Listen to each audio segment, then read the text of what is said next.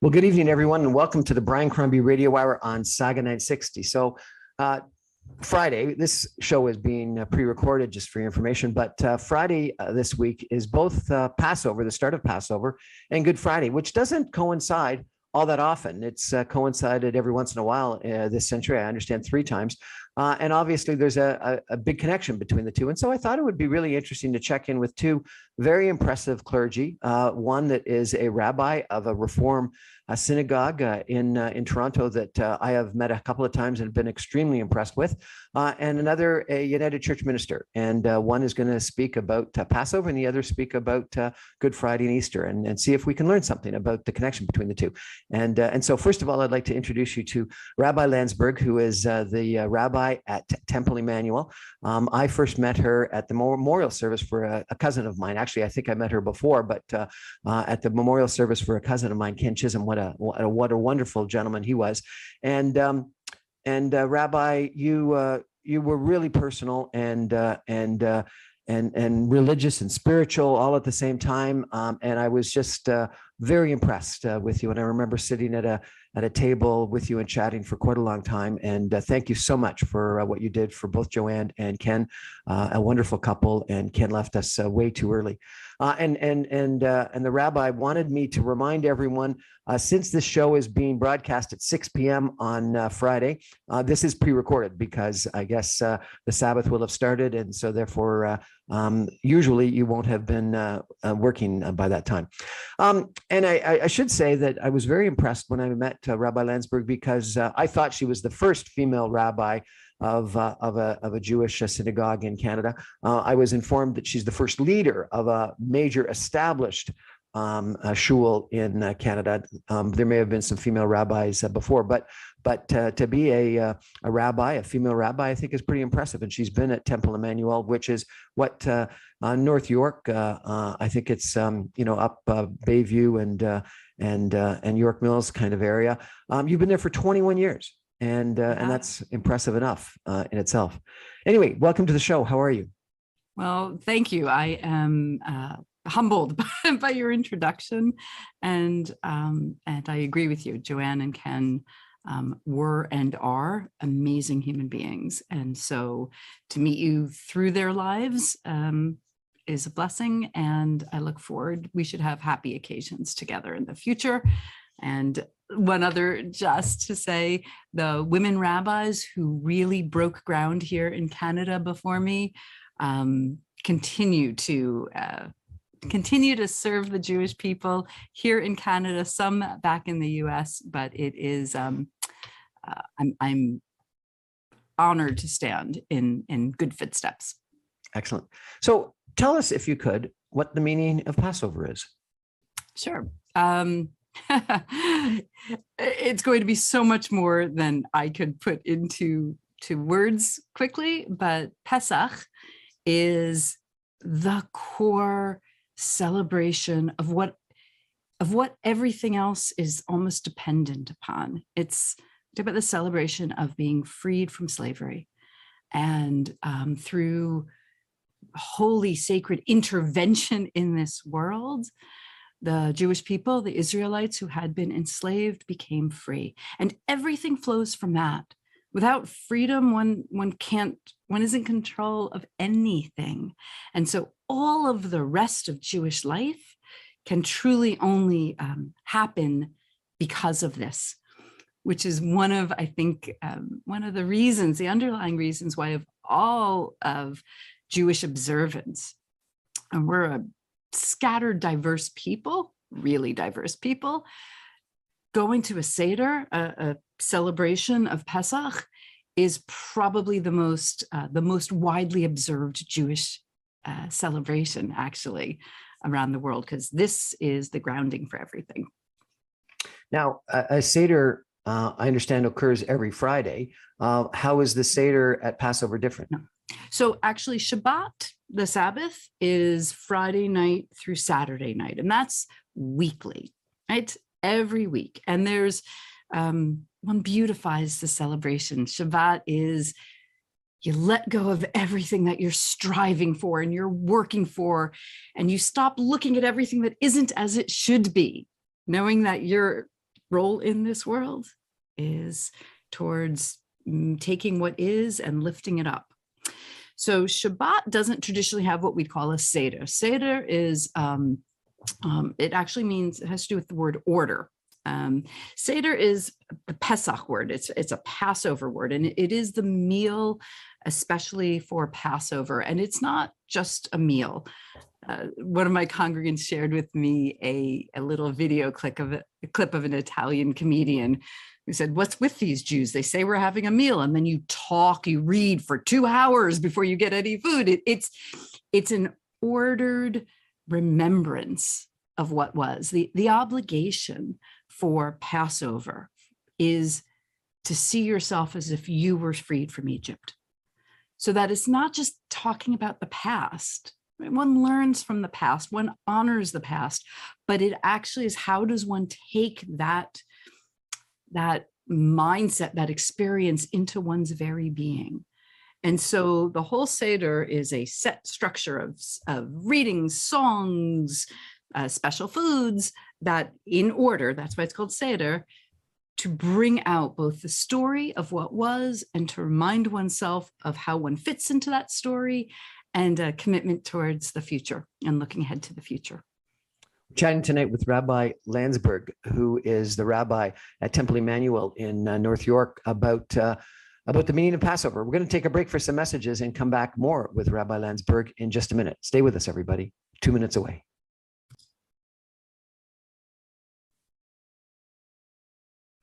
Welcome back, everyone, to the Brian Crombie Radio Hour on Saga 960 with a special Passover and Good Friday show. I'm here right now with Rabbi Landsberg, who is the rabbi at Temple Emmanuel, which is a Reform synagogue in North York in the Bayview, York Mills area. The rabbi would like me to remind everyone this is being pre-recorded because given that the show is at 6 p.m., she's probably going to be right now actually in the middle of a Seder celebration. Rabbi, maybe we could just take a step back for a second. Could you tell us just a little bit about yourself and Reform Judaism and how that differs from conservative or Orthodox Judaism? Absolutely. I'm actually the daughter of a rabbi. So I was raised in this practice and this tradition. And one of my grandfathers, Alav Shalom, could not have been prouder that this is what I chose to do. And I chose actually to continue within Reform Jewish practice, though it wasn't, it wasn't a given.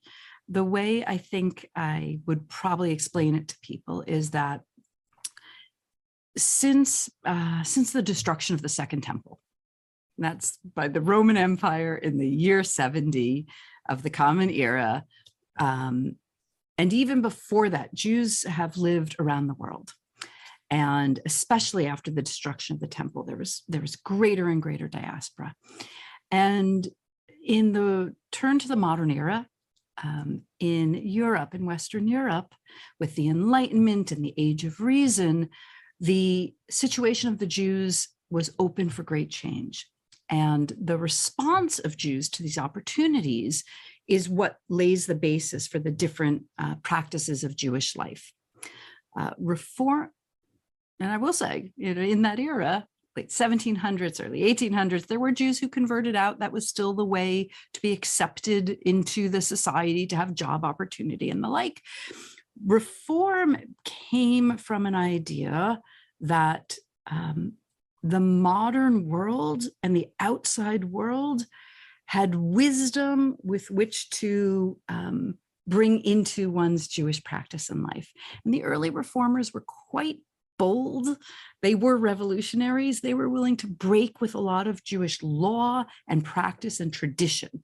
They saw themselves as the future. The conservative movement also blossomed at the same time, but took a different approach, didn't want to be breaking with Jewish law and tradition, wanted to make change, reformation slowly and along different path.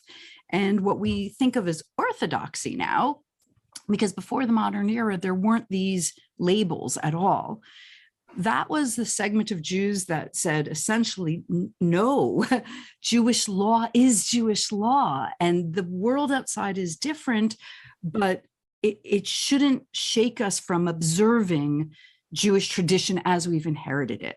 And so the differences amongst Orthodox Jews, I would say, is how much one, or the way in which one engages with the world outside. Modern Orthodoxy, for example, might say, as long as a practice of the world doesn't break law, Jewish law, doesn't go against Jewish law, that's fine. What we might call ultra-Orthodoxy says, no, the outside world is more dangerous to Jewish life and Jewish practice. So even if it's not against Jewish law, we need to stay away from it because it leads away. You'll see Jews who intentionally dress differently from the people around. You'll see Jews who will dress like the people around, only making sure they observe Jewish law around modesty, around clothing for men versus for women, things like that. The Reform movement, it has moved from this intensely radical, we're going to throw away anything we want to, and we're only going to maintain the moral basis, to a practice that I think says, wants to give honor and place to traditional practice and what we've inherited and Jewish law, but still is bolder in being prepared to break. That I'm a woman rabbi, for example, or that in our congregation, gender's off the table. Let's take it that way. Gender is a religious category traditionally. And in the Reform movement, gender is a non-category, which means gender is irrelevant for who's your rabbi. Gender is irrelevant for who's standing under the chuppah. We've officiated for gay marriages for a long time because it's not been a question. We say it's not a relevant category.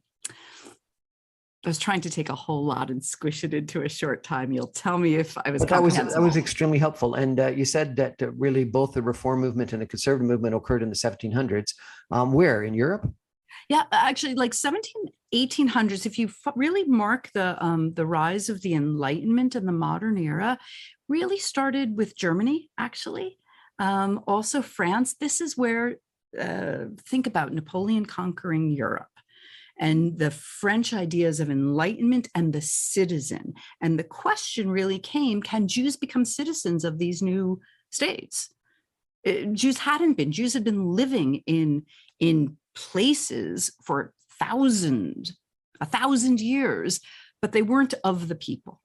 And so in that era, the question, could Jews be, again, traditional Frenchmen, or were they a separate people who were living amongst Frenchmen? And so that openness and that change was what sparked the rethinking amongst some within the Jewish people, and Reform and Conservative really started, as I say, late 1700s, early 1800s. We have congregations forming in the early 1800s. It didn't really blossom, in truth, till it hit North America and the US in particular. The Jewish community is newer and smaller here in Canada. So that's where it just became aligned with the American vision of new world, new way of being, and took off. So would I find Reform congregations in Europe now? You'll find actually Reform congregations around the world. The Reform is a minority practice, actually. In the US, it has been for a long time the majority. Non-Orthodox Jewish life. In America, the early rabbis thought this is it. American Judaism is going to be liberal, reform, and it'll be everybody. They were triumphalists. They thought they were the future. But that's only in America. The entire rest of the world, and you'd be hard-pressed to find many places where there aren't Jews. You wouldn't be that hard-pressed. There are places in this world, quite obviously, that there aren't Jews. But I visited a long time ago at the Jewish community in Shanghai. I'm trying to think of, there's a strong, long Jewish community, many places in Africa, South Africa.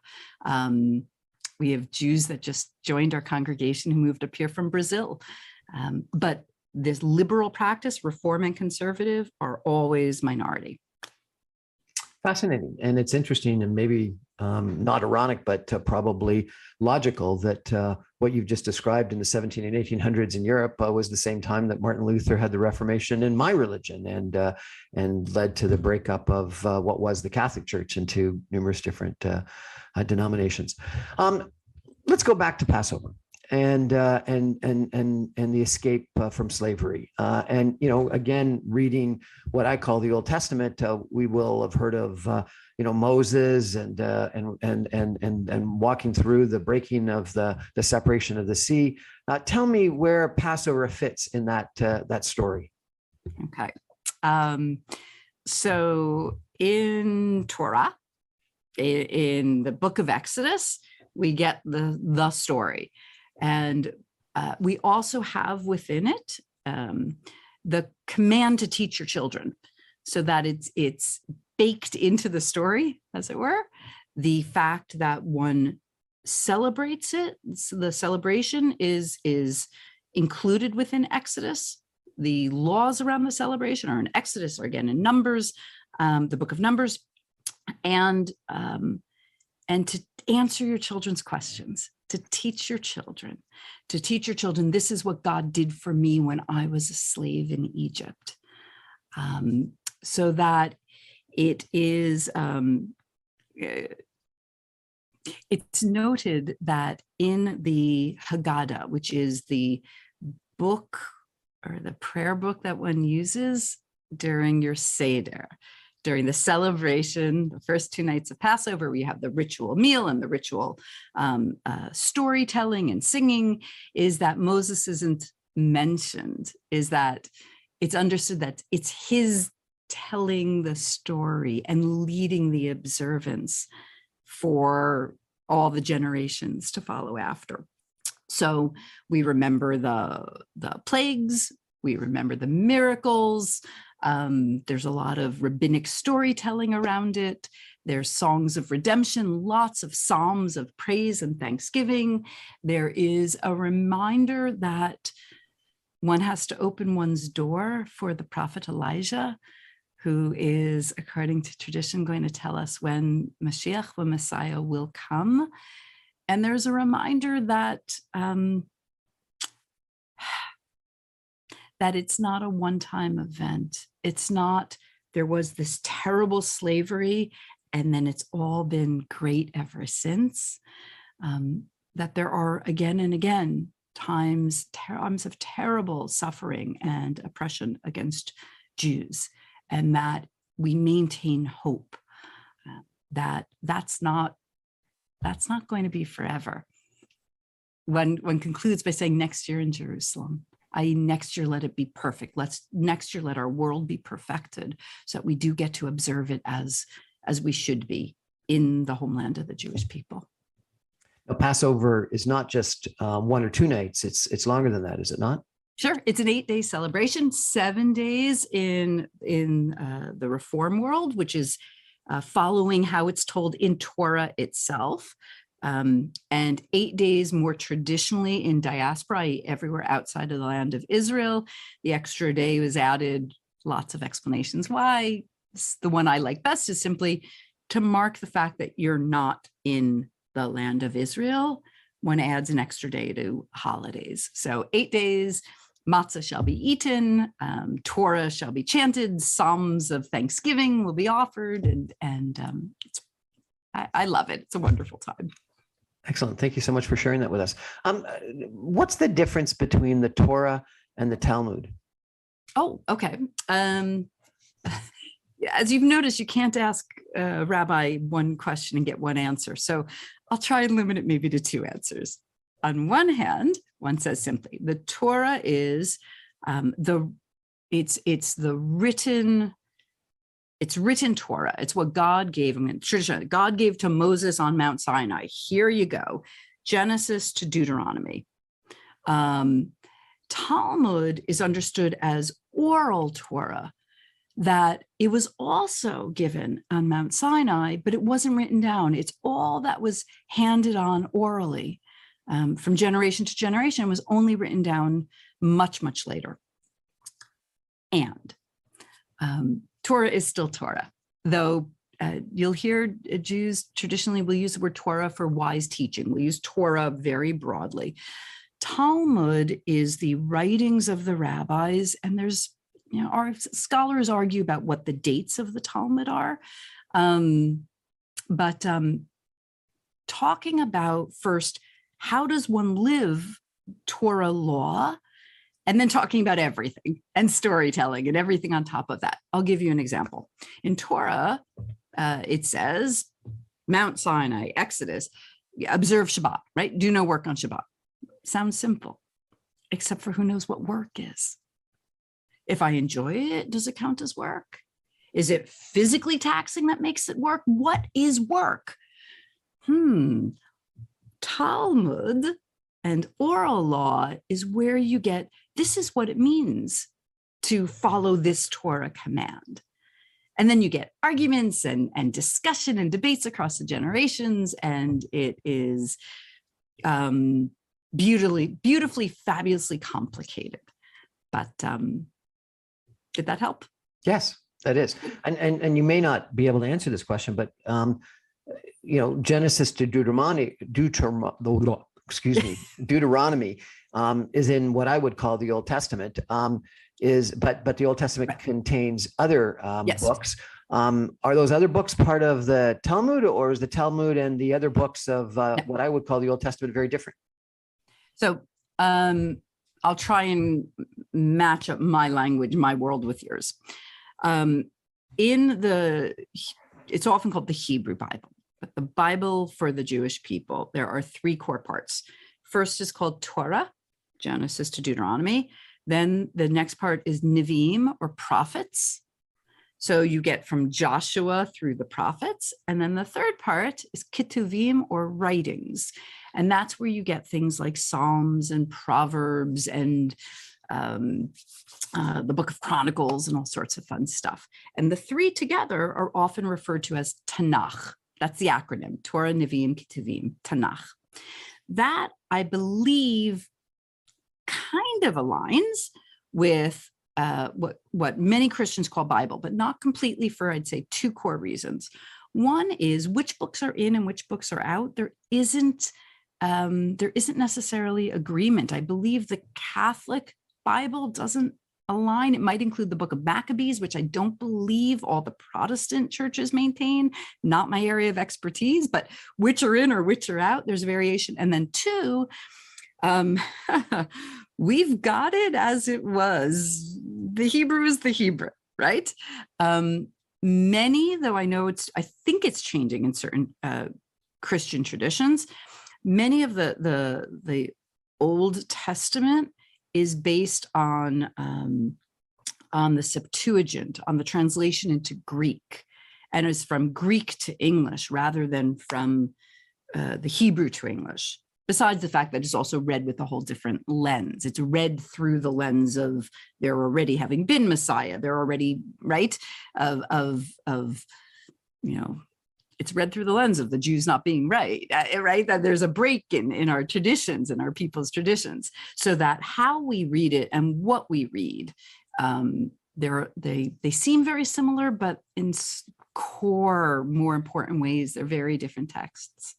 Though I've been at numerous funerals, memorial services, etc., within the Jewish faith, where maybe the 23rd Psalm is recited, absolutely, and it's exactly almost word for word the exact same Psalm I would have recited. Absolutely. So therefore, there is a lot of similarity, and I think that sometimes we forget how, my Jesus was a Jew, and I think that. There is more similarity than there is difference, and we don't recognize that at times. What would be an appropriate greeting on Passover to a Jewish friend? So it depends on how bold one is with language. If you're comfortable, it's really lovely to say Chag Sameach. Chag Sameach. Chag Sameach simply means happy holiday. Hag Sameach. Okay. Well, Rabbi Landsberg, Hag Sameach. Thank you so much for joining us. I really appreciate it. Thank you so much. And to you as well. Lovely to be with you again. We're going to take a break for some messages and be joined by a United Church minister, also a female clergy. And we're going to hear a little bit about Good Friday and the connection between Good Friday and the Easter celebration and Passover. Stay with us. And Rabbi Landsberg, thank you so much. I really appreciate it. Hag Sameach. Sure. Thank you.